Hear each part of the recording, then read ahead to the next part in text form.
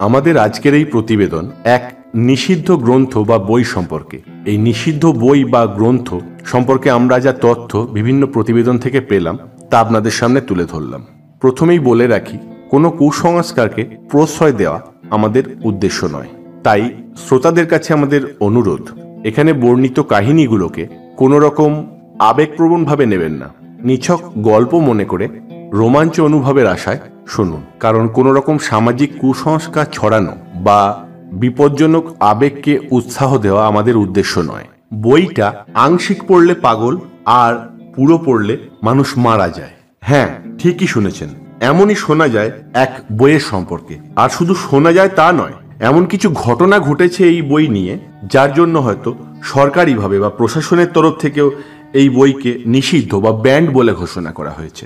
আর এই বইয়ের নাম গুগল করলেও আপনি দেখতে পাবেন যে সেটা নিষিদ্ধ বইয়ের তালিকায় রয়েছে। তবে কেন বলছি সেই বইয়ের কথা, যা পড়াই মানা, যে বই বা গ্রন্থের ভেতরে কি আছে জানতে গেলে প্রচুর বিপদ। বলা হয় এমন যে এই বই পড়ে অনেকে প্রচুর ধনী হয়ে গেছে। এমনটাও মনে করা হয় যে এই বই পড়ে অনেকে অনেক অলৌকিক ক্ষমতার অধিকারী হয়েছে। কোনো ধর্মীয় গ্রন্থ না হলেও এই বইয়ের মধ্যে এমন কিছু অলৌকিক বা অতিমানবিক গুপ্ত বিদ্যা আছে যা সাধারণ মানুষের কাছে খুবই আকর্ষণীয় এবং বলা যেতে পারে দুর্লভ বা বহুমূল্য। যেমন কি করে গাছেদের সঙ্গে কথা বলা যায়, কি করে পশু পাখিদের নিয়ন্ত্রণে করা যায় এবং তাদের সঙ্গেও কথা বলা যায়, কি করে ভূত, প্রেত, পিশাচ, যক্ষিণী প্রভৃতি অপশক্তি বা পারলৌকিক শক্তিদের সঙ্গে যোগাযোগ স্থাপন করা যায়।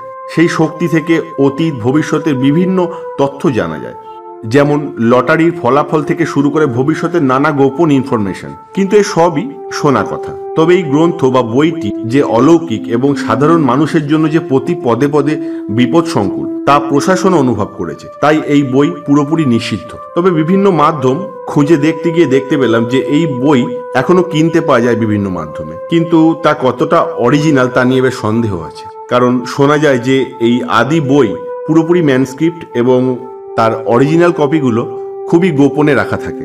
তবে সাধারণ মানুষের কাছে পড়ার উপযোগী হোক বা না হোক, পড়া যাক বা না যাক, কেন এই বই এত ভয়ঙ্কর, কে লিখেছে এই বই, কতদিন আগে লেখা, কিভাবে, মানুষের জিজ্ঞাসু মনে এই প্রশ্ন তো উঠবেই।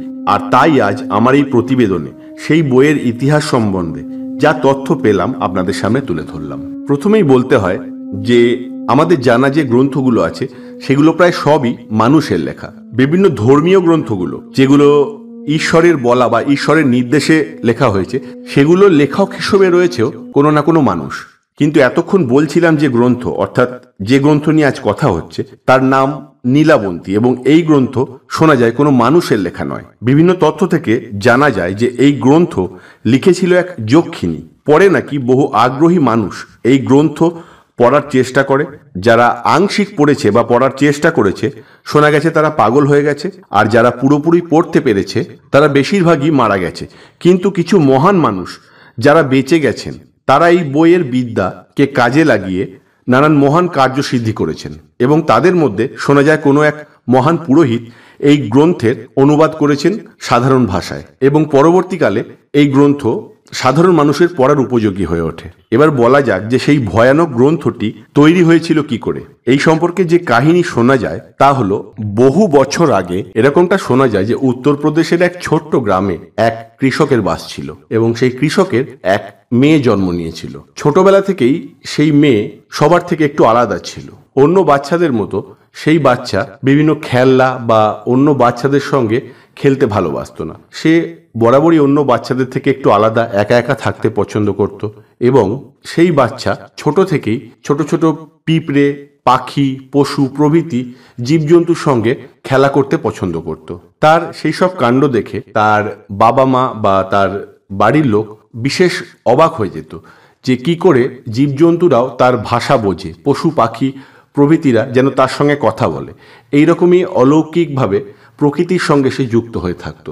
এমনকি বিষাক্ত বিষাক্ত সাপগুলো তার সঙ্গে খেলতো, তার কোনো ক্ষতি করতো না। এরমভাবে তার ছোটবেলা তো বেশ চলতে লাগলো। কিন্তু যখন সে বড় হলো, তখন সে জীবজন্তু, পশু পাখি, বিভিন্ন বনের জীবজন্তু পর্যন্ত তাদের সঙ্গে অদ্ভুত তালমিল বজায় রাখত, যেন সেই সব জীবজন্তু তার ভাষা বোঝে বা সে যা বলে তাই করত।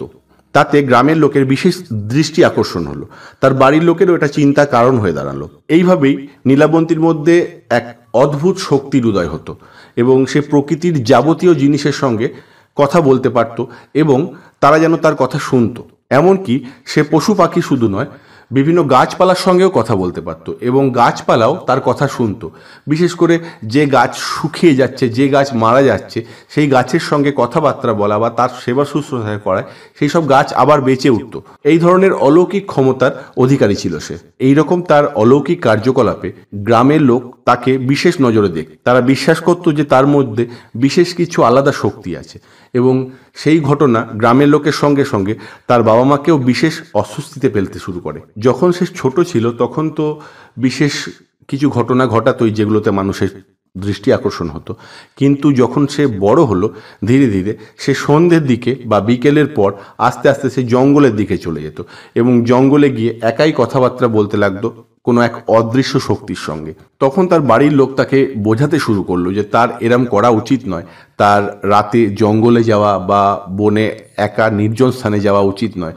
তাতে সাধারণ মানুষ তাকে ভুল ভাবতে পারে, মানুষের মনে তার প্রতি বিভিন্ন বাজে ধারণা আসছে। যেমন অনেকে মনে করছিল যে সে ডাইনি প্রভৃতি অলৌকিক শক্তিধারী কোনো অশুভ শক্তি। এইভাবে যে যাই বলুক, নীলাবন্তী কিন্তু তার নিজের যা কাজ সেই কাজ থেকে বিরত থাকতো না, অর্থাৎ সে তার জগৎ নিয়েই থাকতো। তাতে তার বাবা বিশেষ অসন্তুষ্ট হয় এবং সে মনে করে যে আমার মেয়ে বড় হচ্ছে, এবার লোকে তাকে বিব্রত করতে শুরু করে, বিভিন্ন প্রশ্ন করে। তখন সে সেই গ্রাম ছেড়ে দিয়ে জঙ্গলের মধ্যেই এক নির্জন স্থানে গিয়ে সেখানে এক ছোট্ট ঘর বানিয়ে থাকতে শুরু করে এবং সেখানেই সে চাষবাস করে জীবিকা অর্জন করতে থাকে। এইরকমভাবে গ্রাম থেকে নির্জন জঙ্গলে চলে যাওয়া এবং সেখানে বসবাস করায় নীলাবন্তীর আরও ভালো হয়। সে আরও গভীরভাবে প্রকৃতি, জীবজন্তু প্রভৃতির সঙ্গে মেলামেশা করতে থাকে। এইভাবে সে এক চিত্তে প্রকৃতির সঙ্গে মিশতে থাকে। সে গভীর রাতে জঙ্গলে চলে যায়, সেখানে গাছপালা, পশু পাখির সঙ্গে, ভূত প্রেত প্রভৃতি শক্তিগুলোর সঙ্গেও কথা বলতে লাগে এবং সেখান থেকে তাদের কাছ থেকে সে বিভিন্ন বিদ্যার সন্ধান পায়, বিভিন্ন জাদু, বিভিন্ন গুপ্ত তথ্য। যেমন জঙ্গলে কোথাও যদি কোনো গুপ্তধন লুকানো থাকে সেই সম্পর্কে জানতে পারে এবং ভবিষ্যৎ ও অতীতের বহু অজানা কথা সে জানতে পারে বিভিন্ন ভূত প্রেত ও আত্মাদের কাছ থেকে। এইরকম অলৌকিক শক্তি হয়, বিভিন্ন ধন সম্পত্তি তারা পেতে থাকে এবং তার ফলে তাদের অবস্থারও বেশ উন্নতি হয় এবং তারা বেশ ধনী হয়ে ওঠে। এইভাবে শুধু গুপ্তধনের খবর না, তারা জীবজন্তুর কাছ থেকে তাদের দেখা যা কিছু তাদের মাথায় থাকতো সেগুলো নীলাবন্তীকে বলতো এবং শুধু জন্তু জানোয়ার না, ভূত প্রেতেদের কাছ থেকেও সেই দেশ দুনিয়ার সমস্ত খবর জানতে পারত। এইভাবে সে আস্তে আস্তে প্রচুর জ্ঞানী এবং প্রচুর বিদ্বান হয়ে ওঠে। এরকমই এক রাতে নীলাবন্তী যখন জঙ্গলে পশু পাখি, ভূত প্রেতেদের সঙ্গে কথাবার্তা বা বিভিন্ন তথ্য জানায় ব্যস্ত, সেরকম সময় পাশেরই এক রাস্তা দিয়ে এক ব্যবসাদার যাচ্ছিল। সেই ব্যবসাদারের ওপর হঠাৎ দস্যুরা আক্রমণ করে এবং তার সমস্ত সম্পত্তি নিয়ে নেয় এবং তাকেও খুন করতে বা মারতে উদ্যত হয়। তখন সেই ব্যবসাদার প্রাণপণে পালিয়ে যায় এবং সেই জঙ্গলে প্রবেশ করে। সে শত্রুদের হাত থেকে বাঁচতে বাঁচতে নীলাবন্তী যেখানে ছিল সেইখানে আসে এবং সেইখানে এসে অজ্ঞান হয়ে যায় এবং তারপর তাকে খোঁজাখুঁজি করে দস্যুরা না পাওয়ায় দস্যুরা পালায়। নীলাবন্তী যখন সেই ব্যবসাদারকে দেখেন তখন সেই ব্যবসাদারকে নীলাবন্তী সেবা শুশ্রূষা করে সুস্থ করে তোলে। সুস্থ হওয়ার পর নীলাবন্তীকে দেখে সেই ব্যবসাদারের প্রচণ্ড ভালো লাগে এবং সেই ব্যবসাদার নীলাবন্তীকে বিবাহের প্রস্তাব দেয়। নীলাবন্তী তার প্রস্তাব স্বীকার করে, কিন্তু একটা শর্ত রাখে যে সে কিন্তু বিয়ের পরও প্রতি রাতে জঙ্গলে আসবে এবং সে এইভাবে প্রকৃতির সঙ্গে, ভূত প্রেত, গাছপালা প্রভৃতির সঙ্গে কথা বলবে বা তার যে গোপন কার্যক্রিয়া সে করতে থাকবে। তার সেই শর্তে সেই ব্যবসাদার রাজি হয়, কারণ সে নীলাবন্তীর রূপে এতটাই মোহিত ছিল যে সেই সব শর্তকে উপেক্ষা করে নীলাবন্তীকে বিবাহ করতে রাজি হয়। এইভাবে সেই ব্যবসাদার ও নীলাবন্তীর মধ্যে বিবাহ সম্পন্ন হয়। বিবাহ সম্পন্ন হওয়ার পর প্রতিদিন রাতেই, অর্থাৎ মধ্যরাতে নীলাবন্তী জঙ্গলে আসে। এইভাবে চলতে থাকে। সে জঙ্গলে আসে এবং প্রতিদিন তার বিভিন্ন অলৌকিক সূত্র থেকে প্রাপ্ত যে জ্ঞান, সেই জ্ঞান শুকনো পাতার উপর লিখতে শুরু করে, কারণ সে মনে করে যে তার সেই অমূল্য জ্ঞান কোথাও লিখে রাখার দরকার আছে। এই মতো সে পাতা দিয়ে তৈরি এক পুঁথি নির্মাণ করে, যেখানে সে তার সমস্ত প্রাপ্ত বিদ্যা, কি করে গাছপালাদের সঙ্গে কথা বলতে হয়, কি করে ভূত প্রেতদের সঙ্গে সংযোগ স্থাপন করতে হয়, বিভিন্ন পারলৌকিক শক্তির সঙ্গে কিভাবে যোগাযোগ করতে হয়, এই সম্পর্কে তার গোপন বিদ্যার কথা লিখতে থাকে। কারণ নীলাবন্তী এটা ভেবে দেখেছিল যে তথ্য বা যে জ্ঞান তার কাছে আছে, সেই জ্ঞান এককভাবে কারুর কাছেই নেই, অর্থাৎ মানুষের কাছেও নেই, দেবতার কাছেও নেই, অর্থাৎ মানুষের কাছেও নেই, ভূত প্রেত গাছপালা কারুর কাছেই নেই। সে প্রত্যেকের সঙ্গে যেহেতু যোগাযোগ স্থাপন করতে পারত, তাই সে বিভিন্ন রকম বিদ্যা, বিভিন্ন রকম কলাকৌশল সে একত্রিত করে সেই পাতায় লিখতে থাকে। এইভাবে সে প্রতিদিন জঙ্গলে যেতে থাকে এবং ভূতেদের সঙ্গে কথা বলতে থাকে, নতুন নতুন ভূতেদের সঙ্গে কথা বলে এবং তাদের কাছ থেকে প্রাপ্ত জ্ঞান সে তার সেই বইয়ে লিপিবদ্ধ করতে থাকে। এইভাবে বেশ ভালোই চলছিল, কিন্তু হঠাৎ হলো এক সমস্যা। গ্রামের মধ্যে বাচ্চা গায়েব হতে লাগলো, অর্থাৎ বাচ্চা চুরি হতে লাগলো। এবং গ্রামের অনেকেই খেয়াল করেছিল যে নীলাবন্তী, অর্থাৎ সেই গ্রামের বউ, রাতে জঙ্গলে চলে যায় এবং তার সেই মিস্ট্রিয়াসভাবে জঙ্গলে চলে যাওয়া এবং তার সঙ্গে বাচ্চা গায়েব হওয়া, দুটোর মধ্যে একটা সংযোগ কাল্পনিকভাবে সৃষ্টি করে গ্রামের লোক ভাবতে লাগলো যে এই নীলাবন্তী কোনো রকম ডাইনি বা বিভিন্ন পিশাচিনি এই ধরনের কিছু অশুভ শক্তি যে বাচ্চাদের গায়েব করছে। সেই মতো গ্রামের লোক তাকে সন্দেহের দৃষ্টিতে দেখতে থাকে। এইভাবে রাত্রিবেলা জঙ্গলে যায় এবং বিভিন্ন আত্মা বা বিভিন্ন শক্তির সঙ্গে সে যোগাযোগ স্থাপন করে। এইরকমই করতে করতে একদিন নীলাবন্তীর এক পিশাচের সঙ্গে দেখা হয় এবং সেই পিশাচ তাকে এক অদ্ভুত কথা বলে।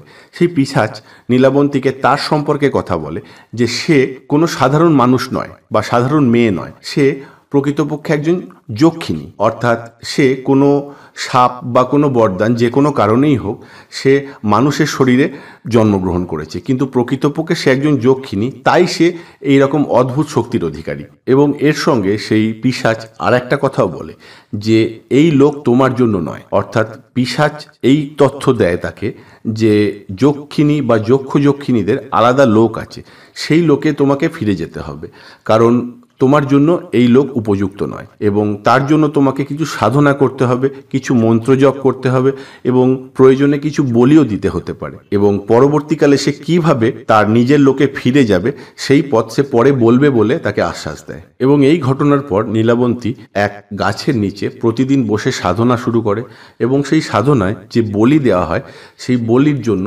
সে বিভিন্ন পশুদেরকে বলে এবং যে পশুরা স্বেচ্ছায় বলি দিতে ইচ্ছুক তারা নিজে এসে নিজের প্রাণের আহুতি দেয় এবং সেখানে রক্তের ছিটকে বিভিন্ন জায়গায় লাগতে থাকে। অন্যদিকে গ্রামের লোকজনও নীলাবন্তীকে কিন্তু ফলো করতে থাকে, অর্থাৎ তার পিছু পিছু এসে তারা সেই গাছ পর্যন্ত পৌঁছায় এবং দেখে যে সেখানে নীলাবন্তী তপস্যা করছে। তারা মনে করে যে নীলাবন্তী ডাইনি বা কোনো অশুভ শক্তি অর্জনের জন্য এই তপস্যা করছে এবং সেখানে যে বলি হয় সেই বলির রক্তের ছিটেও তারা দেখতে পায় এবং তাদের সন্দেহ আরও প্রখর হয় যে গ্রামের বাচ্চা যে উধাও হচ্ছে তার পিছনে নীলাবন্তীই দায়ী। এইভাবে তপস্যা করতে করতেই নীলাবন্তী জানতে পারে তার যক্ষ লোক বা যক্ষিণী লোককে যাওয়ার পথ। সে জানতে পারে সেই পিশাচের মুখেই যে একদিন পাশেই এক নদী ছিল, সেই নদীতে এক জাহাজ বা এক তরী আসবে, যে তরীতে একজন তরোয়াল বা চাক্কু হাতে নিয়ে চালাবার মতো লোক থাকবে, সেই তরীর মালিক। এবং তার আগে সেই নদী দিয়ে একটা শব বা লাশ ভেসে আসবে, সেই লাশের হাতে একটা তাবিজ থাকবে, যে তাবিজ খুলে নিয়ে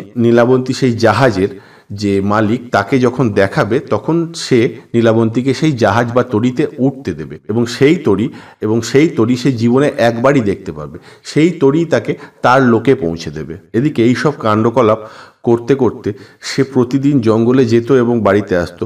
তার স্বামী তাকে সন্দেহের দৃষ্টিতে দেখত, কিন্তু সে শর্ত অনুযায়ী সে তাকে কোনোদিন কোনো প্রশ্ন করবে না, এই রকমটাই ছিল, তাই সে কোনো প্রশ্ন করতে পারত না। এইভাবে চলতে চলতে একদিন গ্রামের লোক প্রচণ্ড অতৃষ্ট হয়ে যায়, কেননা গ্রামে ক্রমাগত বাচ্চা চুরি হচ্ছিল এবং সেই মতো তারা ঠিক করে যে নীলাবন্তীর পিছু করব এবং নীলাবন্তীকে ধরব।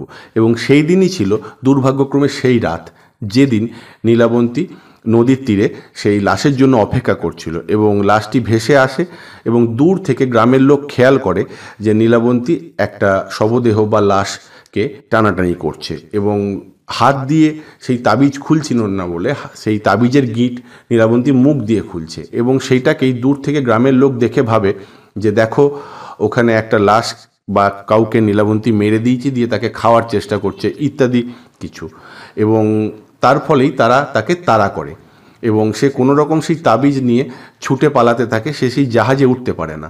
তখন সে তার সেই তপস্যা করা গাছের ওখানে আসে, যেখানে সে সেই তার সমস্ত বিদ্যা একটা বই তৈরি করে বইয়ের মধ্যে লিখছিল। সেখানে এসে সে দেখে অবাক হয়ে যায় যে সেখানে তার স্বামী তার সেই বইটা নিয়ে আছে। তখন সে তার স্বামীর কাছ থেকে সেই বইটা চায় এবং সে দেখে যে তার স্বামী প্রকৃতপক্ষে কোনো মানুষ না, সে হচ্ছে একটা পিশাচ, এবং সে নিজে নীলাবন্তীর প্রতি মোহিত হয়েছিল তার রূপের কারণে না, তার বিভিন্ন প্রাপ্ত বিদ্যার কারণে, অর্থাৎ সেই বইটাকে নেওয়ার জন্য তাকে বিয়ে করেছিল।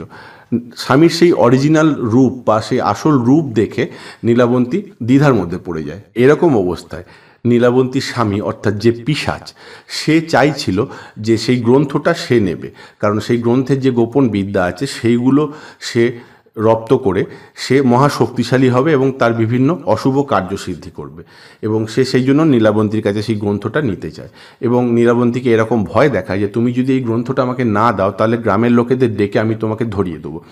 তার ফলে আমি তোমার এই গ্রন্থ তো পেয়ে যাবই, কিন্তু তুমি যদি এই গ্রন্থটা আমাকে নিতে দাও তাহলে আমি তোমাকে ছেড়ে দেবো, তুমি তোমার সেই জাহাজ বা সেই তরিতে চেপে তোমার লোকে ফিরে যেতে পারবে। নীলাবন্তী কোনো উপায় না দেখে তার স্বামী বা সেই পিশাচকে সেই গ্রন্থটা দিয়ে দিতে বাধ্য হয় এবং সে সেই তরির দিকে ছুটে যায়। কিন্তু যাওয়ার সময় নীলাবন্তী সেই গ্রন্থের উদ্দেশ্যে কিছু শাপ বা অভিশাপ দিয়ে যায়। এই অভিশাপগুলো ছিল এরকমই যে এই গ্রন্থ আংশিক বা পড়ার চেষ্টা করবে সে পাগল হয়ে যাবে, এবং যদি কেউ সম্পূর্ণ পড়েও ফেলে তাহলে সে মারা যাবে, অর্থাৎ তার যে কোনো প্রকারে মৃত্যু হয়ে যাবে। এবং এইভাবে অভিশাপ দিয়ে নীলাবন্তী চলে যায়। অনেকের মতে নীলাবন্তী সেদিন সেই তরি পেয়েছিল, আবার অনেকে বলে সেই তরি তার হাত ছাড়া হয়ে গেছিল, সে তার লোকে ফিরে যেতে পারেনি।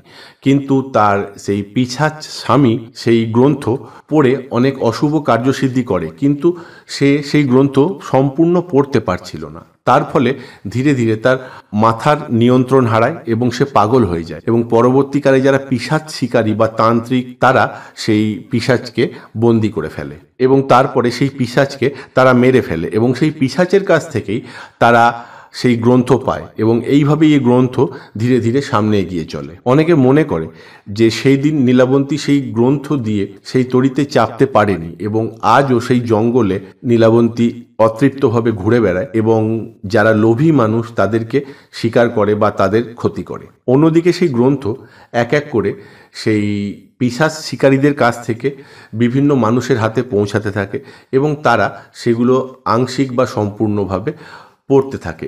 এই গ্রন্থ পড়ার চক্করে কিন্তু বহু মানুষ পাগল হয়ে যায় বা অনেকে আকস্মিক মারাও যায়। এইভাবে কিছু কিছু মানুষ সেই গ্রন্থ উদ্ধার করেও যারা বেঁচে গেছিল তারা সেই গ্রন্থ থেকে তার ভাষান্তর করে এবং অন্য ভাষায় তা লিপিবদ্ধ করে। বিশেষ করে একজন মন্দিরের পূজারীর কথা আসে, যিনি বিশেষ জ্ঞানী এবং বিশেষ শক্তির অধিকারী পুরোহিত ছিলেন।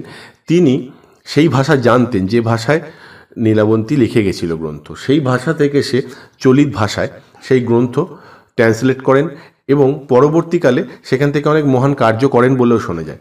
কিন্তু অবশেষে প্রত্যেকেরই যারা এই গ্রন্থ পড়ে বা পড়ার চেষ্টা করে তাদের পরিণতি শুভ হয় না। সাধারণ ভাষায় ট্রান্সলেট হওয়ার পরে এই গ্রন্থ আরও খতরনাক হয়ে যায়। সাধারণ মানুষ পড়তে শুরু করে এবং তার ফলে শোনা যায় যে বহু মানুষ পাগল হয়ে যায় এবং বহু মানুষ মারা যায়। তারপরে এই গ্রন্থটাকে ব্যান্ড করে দেওয়া হয়। এই সম্পর্কে আমাদের বাংলার গর্ব বা বাঙালির একজন মহান মনীষী স্বামী বিবেকানন্দের কথাও আসে। অনেকে মনে করেন যে স্বামী বিবেকানন্দ তার মৃত্যুর কিছুদিন আগে এই গ্রন্থ ট্রান্সলেট করার চেষ্টা করছিলেন। অনেকের বিশ্বাস যে সেই কারণেই তার আকস্মিক মৃত্যু হয়, আবার অনেকে মনে করেন যে না, এটা সত্যি না, স্বামী বিবেকানন্দ জানতেন যে তার মৃত্যুর সময় কি। যদিও এই গ্রন্থ সম্পর্কে আরও ভিন্ন মত শোনা যায় এবং এই কাহিনীর চরিত্রগুলোর অনেক পরিবর্তন লক্ষ্য করা যায়। তাছাড়া এই গ্রন্থের সম্বন্ধে যে কুসংস্কার বা যে ভয় বা ভুল ধারণা আছে তার বিপরীতেও কিছু মতবাদ পাওয়া যায়। আপনারা শ্রোতারা যদি ইচ্ছা প্রকাশ করেন তাহলে আমাকে কমেন্ট করলে আমি পরবর্তী কোনো পর্বে সেই সম্পর্কে প্রতিবেদন বানাবো। এই ছিল মহান মিস্টেরিয়াস গ্রন্থ নীলাবন্তী এবং তার শুরু থেকে শুরু করে এখন পর্যন্ত যে কাহিনী আমরা শুনেছি বা বিভিন্ন তথ্য থেকে পেলাম, তাই আমাদের এই প্রতিবেদন আপনাদের কেমন লাগলো জানাতে ভুলবেন না। এবং এই মিস্টেরিয়াস গ্রন্থ কোথাও পেলে পড়ার ভুল করার কোনো দরকার নেই, তার কারণ যা মিস্ট্রি আছে মিস্ট্রি থাকাই ভালো। এই সম্পর্কে সাধারণ যে কৌতূহল, সেই কৌতূহলই আমাদের পক্ষে যথেষ্ট এবং তার আশা করি নিবারণ করতে পারলাম। এই ধরনের আকর্ষণীয় তথ্য যদি আপনাদের ভালো লাগে তাহলে আমাদের চ্যানেলের সঙ্গে থাকুন, এবং এই টপিক যদি আপনাদের ভালো লাগে তাহলে একটা লাইক দিতে ভুলবেন না এবং সাবস্ক্রাইব করে আমাদের পাশে থাকবেন। ধন্যবাদ।